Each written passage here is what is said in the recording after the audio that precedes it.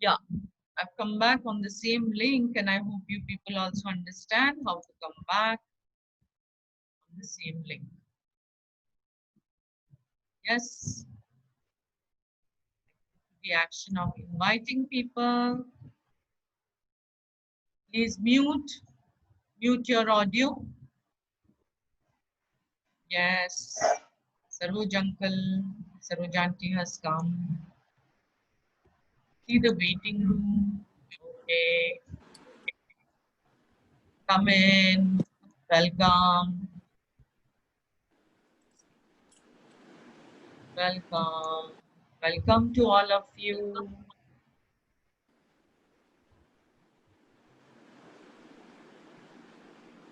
Welcome, welcome, welcome. Okay. And as you come in, you can mute your, I'm in the task of admitting people into the room. As you come in, you can mute your this thing. Okay? Keep muting your phones.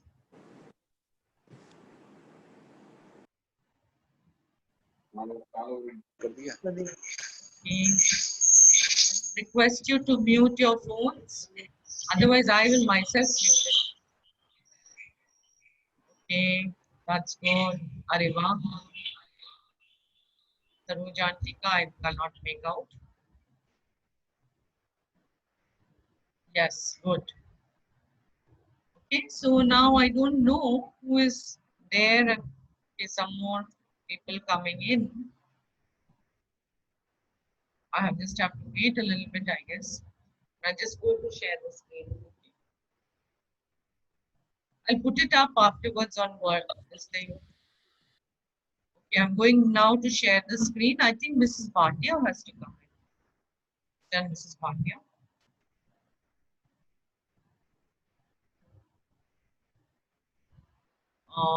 Yes.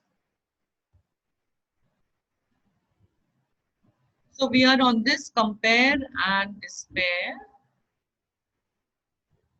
And so we were looking at it. We need to learn to let go of these kind of thoughts. Okay. And how, and maybe some of our meditations which help us to just observe our thoughts without getting caught in them, they can become very useful for us. We will actually come to know our patterns also and be able to let go. Mrs. Soni will please mute her phone. Okay. So rather than having this kind of so much Sony mute. Yeah, I muted her.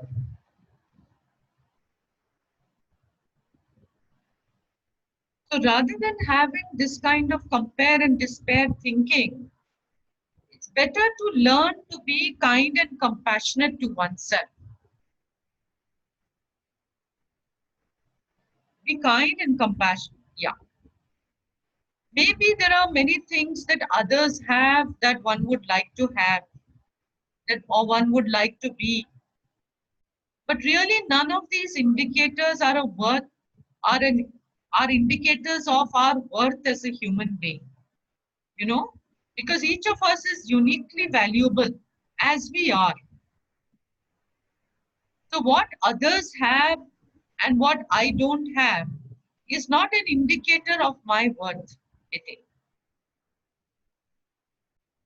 Okay. So Vedanta actually makes it easy, for us to accept our personalities. Because what we learn is that the body is upadhi alone. The mind is an upadhi alone. And I am in reality consciousness that is pure and purna. And therefore, at least conceptually, I understand this, that there is no need to judge myself on the basis of the condition of my mind or my body. No? At another level also, Vedanta, because we learn that Ishvara is the nimitta upadana karana of the whole universe. And therefore, this body mind sense complex that we have really it belongs to Ishvara. I think in Sadhana Panchakam, I spent a lot of time on this. And this body mind sense complex is going along, you know, it is in keeping with a certain order, an order which is not created by either you or me. It is Ishvara's order, the order of law and cause and effect, the psychological laws, the biological laws, physiological laws, all kinds of laws are there, which are there for this body.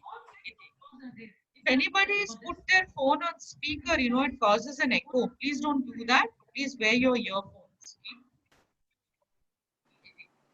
So the body actually belongs in Ishvara's order. The mind belongs in Ishvara's order, and therefore it is in order. So, with reference to the body mind sense complex, this was Pooja Swamiji, he spent a lot of time with us on this. Because as human beings, we tend to do this comparing. He made us understand that you are in order. In Ishvara's order, you are in order. There is nothing absolutely wrong with you. You are as you are meant to be. Uniquely, you are what you are meant to be. And you can see if Ishvara accepts me, because I am in Ishvara's order. If Ishvara accepts me, why can't I accept myself? You know, so this comparing business can cause a lot of misery. We have to try our best to let it go. There is a Zen saying, a flower does not think of competing to the flower next to it, it just blooms. Similarly, if we learn to accept ourselves for who we are, each of us, we have got we have our unique, imperfect. It's true. Body is not perfect. Mind is not perfect. It's true for everybody. And we accept this unique, imperfect, wonderful version of a human being that each of us is. And if we can learn to treat ourselves with self-compassion, okay, then maybe we'll be like that flower. We'll allow ourselves to shine regardless of who is there, regardless of others, we will allow ourselves to shine. So this is very important. Now I come today, because this can be very heavy, so I'm doing only a few. And now we look at this very serious problem here. So look at this word, catastrophizing or catastrophization. It's a very strange but necessary word and points specially to describe a very common, unhelpful thinking style. It means that, so catastrophizing means that when we are experiencing something that we don't like, we can develop a tendency to exaggerate the badness of the situation and make it into something far worse than it really is. So, then the words will be terrible. It is awful. Please mute, Let me do the mute because I think they may not know how to mute. Okay. So, the words the person will use will be terrible, awful, it's disastrous, end of the world, horrible, dreadful, these kind of words. We all do it, no? That means there is catastrophizing in action. As emotional beings, we tend to throw these words around. But it becomes a big problem when we are faced with difficulties in our life. And this kind of thinking style is closely associated with anxiety,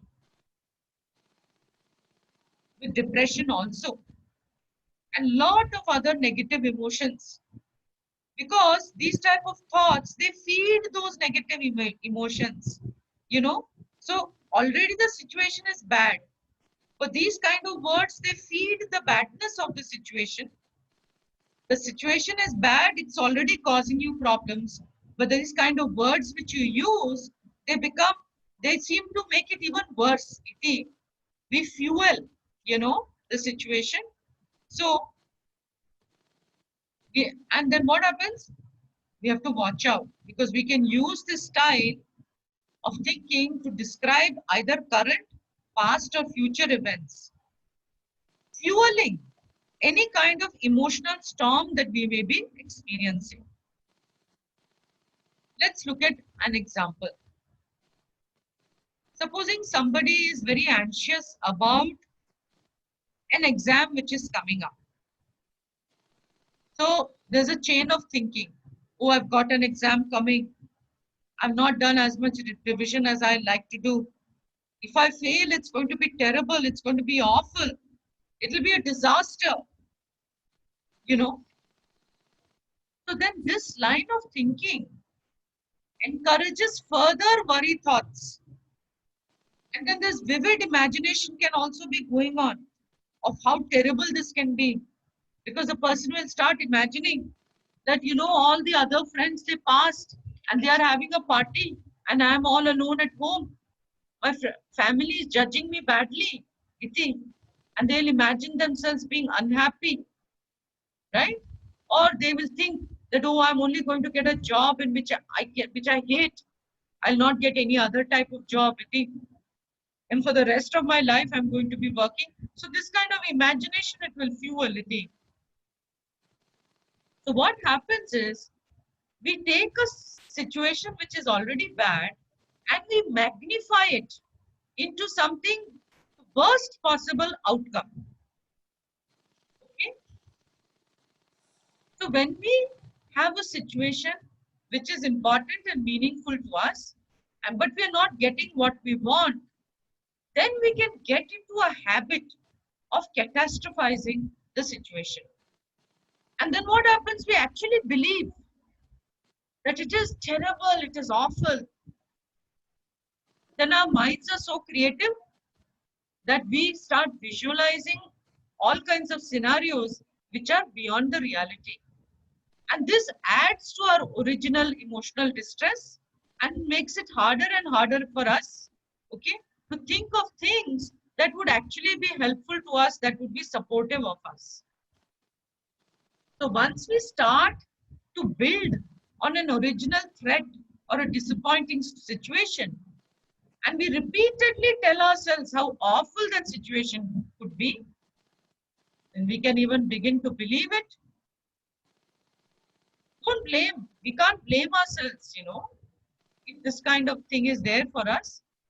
It's a way our mind tries to deal with some danger or threat or a bad situation. But we need to understand that when we constantly worry, it leads to catastrophizing all our undesirable life events. Okay? And it can make us make assumptions about how we expect things to turn out. So what do we do? First, we need to become aware that this is what is happening. This is what we are doing. Our brain listens all the time to what our thoughts are. And all the time it is reacting to the words and thoughts which are going on in our mind. And it switches on all those stress hormones. It increases our negative emotional stress. All our reactions are noted and its effect comes in our body. So the first step is to practice us catching yourself in the act of this, of doing this of having this habit. Okay. So these kind of habits, can be changed with practice, with repetition, with effort. Yes, practice, repetition, effort. So once you have spotted this, you can ask yourself these kind of questions. How is it helpful to have this kind of thinking? Where is this kind of thinking leading me? Supposing I didn't believe in this thought, how would I feel? Would I feel differently? Would I act differently? How realistic is this thought? What is the real likelihood that this kind of catastrophic thought is going to actually happen? In fact, what is the most likely outcome?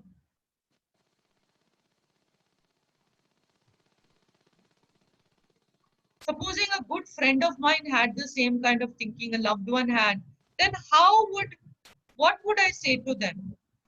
You know, how would I reassure that person? Iti? So, what is a more helpful, balanced, and supportive thought which I can think instead? So, these kind of questions I can ask myself. Okay. Iti? So, these kind of things will help us to put to rest this. And if you would like more of this, fine, because there are few more, which are there. We have done 5, and there are at least 5 more which are there for us to see. If you people want to see any more, then we can look at it next time. Okay, but with this, I think this was quite heavy on us, and so we can conclude with this particular one. So this was under the topic of samatva, that this kind of thinking patterns, every one of us at some point or the other, we do have them. So it's good to know about them and know that it's our thinking which creates our emotion. And therefore, if we can change our thinking, our emotion will change. This is a very useful knowledge to have, I think. Okay? And so, you all can give me feedback on WhatsApp whether you would like to continue and finish the next 5, or it's okay, we continue with our Gita class as we do normally. Okay? With that, I conclude now. Before I finish, I don't see, Saroja aunty is there. Tomorrow we'll have a chanting class. Okay? At maybe 4:30, 4 o'clock, we can have a chanting class tomorrow.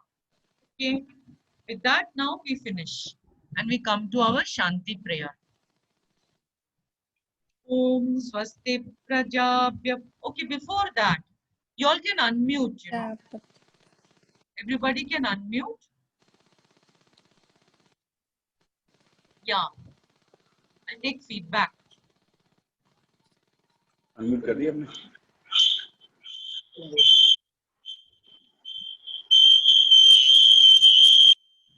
Wow, when we unmute, there's a lot of disturbance. Okay. So now you people can tell me, We would like to continue. You'd like to continue. Okay. Yeah. Even I found it very interesting. I've been researching and putting together all this information, So I found it very, very interesting and very useful information to have. Guru, It comes under the Guruma, cognitive behavior therapy. And they are the people who actually talk about this, and they use whatever those therapists are. They must be, helping people to identify what is happening and how they can challenge their thinking. Yes, Shobha, tell me. गुरु हाँ गुरु मैं बीच बीच में थोड़ा हिंदी में भी बता दिया करें. हिंदी में it's very difficult for me बेटा. कोई कोई लाइन आप फिर से सुनो, मैं इसको YouTube में डाल दूंगी. ठीक है. आप मेरे सामने होती है ना, तब मैं मेरी ऑटोमेटिकली हिंदी में आ जाती है. क्या आप मेरे that's why in Facebook I keep you always in front of me. But when I'm speaking now, no, I have put out everybody. Only my face is there in a corner. So then I'll try. Okay, next time I'll try. But this is all technical stuff. I'll have to start hunting for Hindi words. This itself is difficult for me. Because it's not, information I naturally have with me. Okay, anybody else? Any feedback? Any feedback? Guruma, it was very good. We'd Okay. like to continue. Okay, great. Okay, so now we do our prayer. We finish with our prayer. And you know, like this, whenever topics come, at the end of chapter 2, we are going to have Krodha, word Krodha. So I will take them separately, Krodha, anxiety, you know, few things like that. I will do a separate from a psychological angle. We can understand it from that angle and fit in our understanding of Ishvara also in it. Yeah, we'll do it in that way. Okay. Okay. Om Swasti Prajapya Paripalayanta. Paripalayantam. Maybe I'll say you can follow. That will be nice. Then we won't make so Okay. much racket here. Om Swasti Prajapya Paripalayantam. Om Swasti Prajabhya Paripalayantam. Nyayena Margena Mahim Mahisha. Nyayena Margena Mahim Mahisha. Brahmanebhya Shubhamastu Nityam. Gobrahmanebhya Shubhamastu Nityam. Loka Samasta Sukhino Bhavantu. Loka samasta sukhino bhavantu. Kale Varshatu Parjanyah. Kale varshatu parjanyah. Prithvi Sasya Shalini. Prithvi shasya shalini. Desho Yam Shobharahitah. Desho yam shobharahita. Brahmana Santu Nirbhayah. Brahmana santu nirbhayah. Om Sarvesham Swastir Bhavatu. Om sarvesham swastir bhavatu. Sarvesham Mangalam Bhavatu. Sarvesham mangalam Sarve bhavatu. Bhavantu Sukhinah. Sarve bhavantu sukhinah. Sarve Santu Niramayah. Sarve santu niramayah. Sarve Bhadrani Pashyantu. Sarve bhadrani pashyantu. Ma Kaschit Dukkhavad Bhavet. Ma kaschid dukha bhag bhavet. Asato Ma Satgamaya. Tamaso Ma Jyotirgamaya. Mrityorma Mrityurmamritam gaya. Purnamada Purnamidam Purnamidam purnat Purnamudachyate purnamudachyate. Purnasya Purnasya Purnamadaya purnamadaya purnameva Purnamevavashishyate. avashishyate. Om Om Shanti Shanti Shanti Shanti Hari Om Shanti. Shri Om Gurubhyo Shri Namaha Gurubhyo Hari Namaha Hari Om. Okay.